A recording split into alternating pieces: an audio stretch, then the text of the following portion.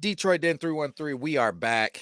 Uh Steve, I'm just this hurts my heart that we even got to talk about this today. Before we get going though, let's hit that subscribe button, guys.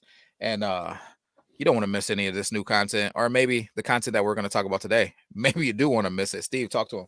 Yeah, this is not sunshine and rainbows on this episode.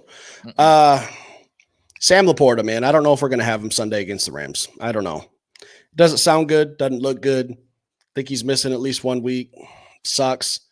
I remember, just yesterday I was at the game. Sam caught that first touchdown. I think it might have been during a TV timeout that they put him on the Jumbotron and, first Lions rookie tight end with 10 receiving touchdowns, standing ovation. Very next series, goes out with that leg injury. I've never felt more sick to my stomach in my life. They said that you could hear a needle. It was quiet. Mm. Mm-mm-mm. I heard someone at the other end of this at the stadium literally yelled the F word. Mm. Mm-mm-mm. Yeah, It's not a good ideal. scenario.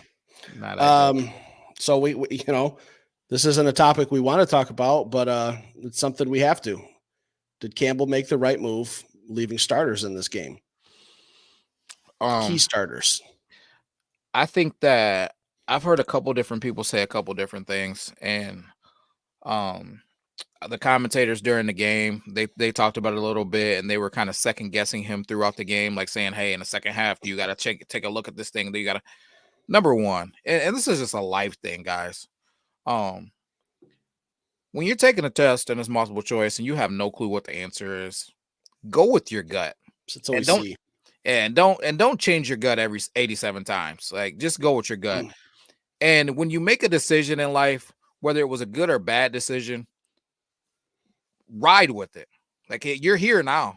You're only going to look worse. So if you would have started those guys for the first half, then took them out in the second half, and then something else weird happened, or he's just showing the guys that he's confused or second guessing himself, I think that there was no right or wrong decision, in my opinion. You just go with how you feel. Dan Campbell was a player, so he's connected to the ins and outs of what these players feel like, what they're going through, what a playoff run is like on your body, yada yada yada. So, uh, what do I wish that we had Sam Laporta, and I wish that he would have been sitting on the sideline. 100% I do. It's easy to But say that now. yeah, but I'm not going to second guess coach, man, because he could have very easily had a phenomenal day and got out of there healthy, and nobody would be questioning him at that point. So I don't know. How you feeling? So yesterday's game, it meant more for the Lions than it did for the Vikings. We had more to play for. There was a small outside, very slim chance we could have got that number 2 seed. If there's a chance you can get that number 2 seed, we're talking multiple home playoff games. You want to have your best players out there. You want to take care of your end of business. Your end of business was winning that game.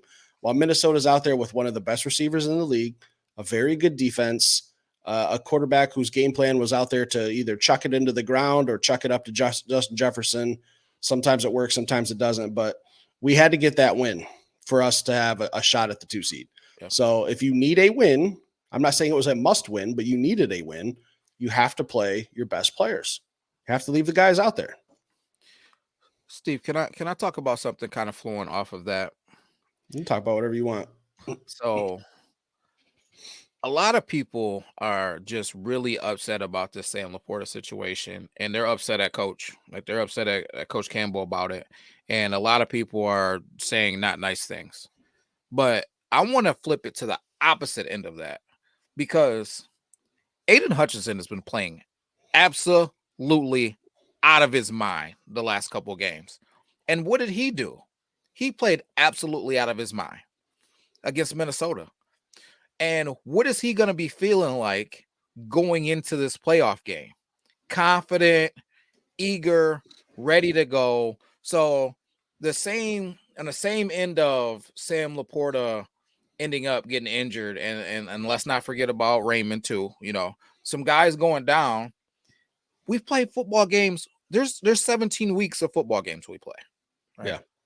And they could have got hurt on any given game. So to say that we should have held a guy back or yada yada, or to question coach, man, he made a decision. We got to live with that decision. What's the difference if they got hurt now or they got hurt in the first quarter of the playoff game. You know what I'm saying? Like, at the end of the day, now we got guys like Aiden Hutchinson, and we're coming in, we're hot, we're feeling confident, we're feeling in the zone. Instead of sometimes when you rest for a week, you got to knock the rust off. You got to come back in and get back into the feel of things. So I think Coach did it right, man. Yeah, and I think we kind of, you talk about Russ for just 1 week. I think that's kind of why Jameson Williams sat yesterday too. He kind of rolled his ankle up a little bit against Dallas. I think he just sat out as a precaution. So we didn't have him yesterday. He's not. I'm not saying he's as productive as Sam Laporta. Gun to my head, if I had to choose one, I'd rather have against the Rams. It'd probably be Laporta. Even though I really like JMO, I think he's got some matchups we could favor against the Rams. But I think what we're going to do is we're going to really miss Sam Laporta if he doesn't play. We're just operating under the assumption right now on Monday, it's fresh. We're operating under the assumption that he's probably not playing Sunday. So hopefully our mindset changes, but we'll probably won't find that out till Friday. But if he misses this game, I think where we're going to miss Sam is mainly in the run game, because what he does is elite in the run game. I've been watching Brian Baldinger from NFL. He does almost like a weekly show on Sam Laporta's blocking, and it's really just it's something I actually Google and look up. So if you guys want to go on YouTube after you subscribe to this channel, look that up, Brian Baldinger, while he's breaking down Sam Laporta's blocking. I actually go to his channel and look for it every week to see some of the blocks that Sam Laporta made in the game, and what he does blocking from a tight end as a rookie is absolutely elite. I think that's where we're going to miss him the most this Sunday if he doesn't play. Um, I've I also have partaken, and I like to watch film, and I do agree. The only game that I think that Sam Laporta looked like a rookie was against Dallas trying to block. He whiffed a Um, couple. he whiffed a couple, man, and there were and not hammering them. Those were some tough asks for him. You're blocking Lawrence on the run, and he's coming unblocked with a little bit of a head of steam a couple times, and same thing, Micah Parsons. The list goes on. But anyways, but that being said, knowing how well Sam Laporta blocks, and also Brock Wright blocks pretty well his darn self, and he wasn't available. I immediately, the very first play I seen Sam Mitchell out there, I said, let me see what he's gonna do. And I can't remember if it was Daniil Hunter or not, but whoever was at defensive end did something really inappropriate to him on that play that I watched. Now, he did redeem himself. He did redeem himself and have some decent blocks moving forward, but he looks nothing like Brock Wright or Sam Laporta out there from a blocking standpoint. Now, I know he does possess an ability to catch the football and make some plays with the ball in his hands, but when we're talking about a versatile two-way ability tight end, I'm not sure that Mr. Mitchell is that guy. So Brock Wright, we need you to get back out there. Otherwise, it might be a lot of Dan Skipper out there playing tight end. I don't know. Oh, easy. I mean, Skipper, we got reportability issues already. I don't know if we can have number 70 lining up out wide all the time. But yeah, I really hope we get some good news later in the week that Sam's going to be fine. He might be a little limited, something like that. Because right now, and it just in my mind, I'm saying Sam's probably out for Sunday. Where are you sitting right now today? How are you feeling about him, his status come Sunday? I think that he's out. I think that he's out. But this poses a question that I have for you. Are you ready? Yes, I'm available Sunday to play tight end. Yeah. It's going along those lines, actually.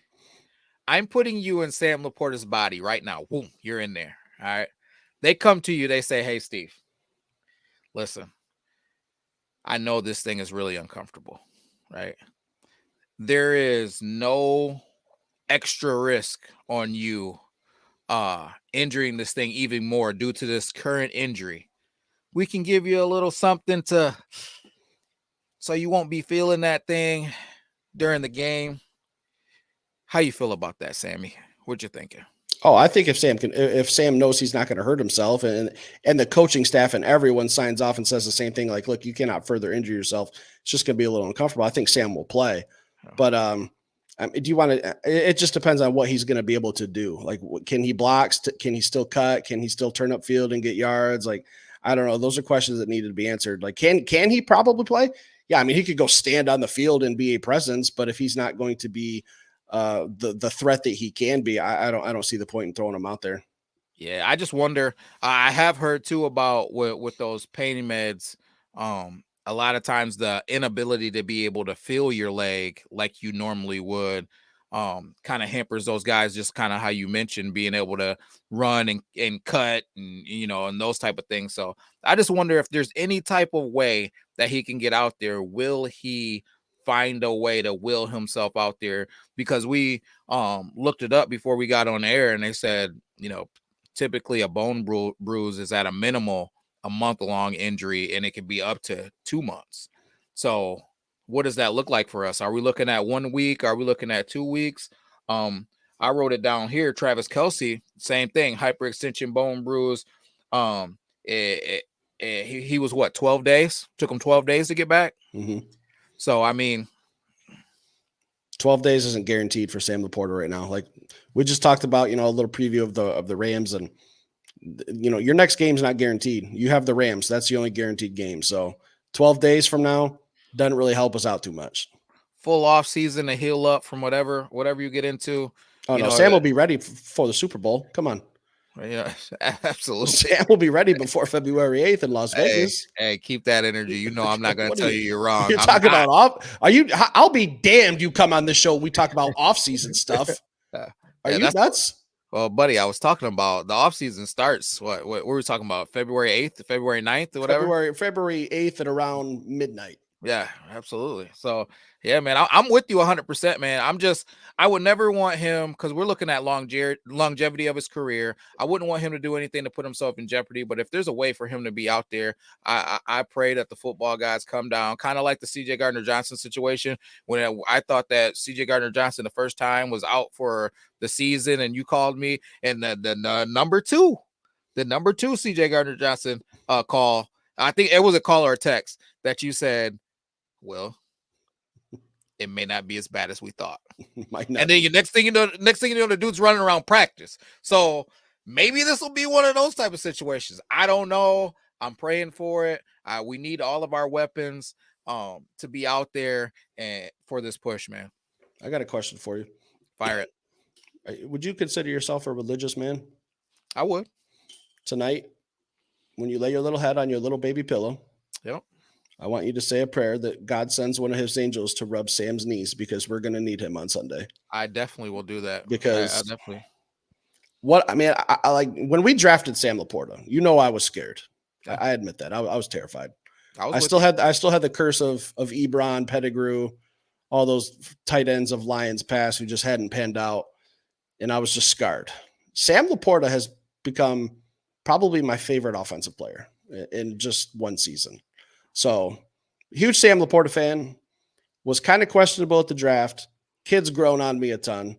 Watching him block, watching his physicality, and then he's got that little all-American baby smile. It's just, I don't know what it is. It's something about Sam Laporta, man. He's really grown on me.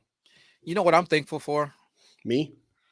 Other than that, that we've done a whole, what are we looking at? Almost 15-minute show, and I haven't had to listen to Sam Lagoda. Golly, I don't know why I used anything. Sam Lagoda. Oh gosh. So guys, we've talked about it. This isn't a world we want to live in, where Sam Laporta is probably missing Sunday. We hope and we pray that we are wrong, that we get some better news about his status throughout the week. But just based off of other players and injuries, I mean, we're not comparing Sam Laporta to Travis Kelsey. We don't know how fast Sam heals compared to Travis Kelsey with today's medicine, and these NFL trainers, man, they're going to be doing all the work they can on him this week to get him ready, to give him the option, to give him the best possible outcome for Sunday. But personally, don't see him playing. So we've covered a lot. Did Dan Campbell make the right decision? We think he did. You don't sit guys. You want to keep them well oiled. I could go back to the Detroit Tigers World Series of 2006. We had a week off while the other teams were playing. Rust kills you. So keep your guys playing. Keep them healthy. We didn't get out of there. We talked about Khalif Raymond getting hurt. We didn't even talk about Amon-Ra St. Brown limped off that field at one point too from a. Don't get me started on that. That was a dirty play. If you saw the knee to the groin, stomach area, but it's whatever. It's football. Shit happens. We're as healthy as possibly could be. but we just got to get through a game without Sam and hopefully get him back for round 2. Sounds good to me, man. Let's do it. We'll be back later with some more content, guys. Hit that subscribe button. Peace.